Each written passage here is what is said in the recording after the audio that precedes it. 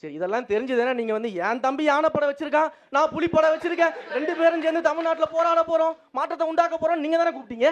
இதெல்லாம் தெரிஞ்சுதானே கூப்பிட்டீங்க. ஏன் அப்போ உங்களுக்கு தெரியலையா? எங்க எடுத்தாலும் கொள்கை கிடையாது, நிலைப்பாடு கிடையாது, தெளிவு கிடையாது அப்படின்னு நீங்க பேசுறீங்கல்ல.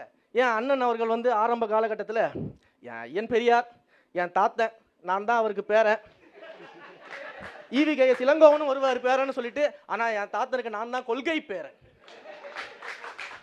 பெரியார் மட்டும் உயிரோடு இருந்திருந்தாருன்னா என்னையே தான் பேரான்னு சொல்லியிருப்பாரு அப்படின்னு சொல்லிட்டு இன்றைக்கு பெரியாரே மண்ணு தான் பேச வேண்டியது.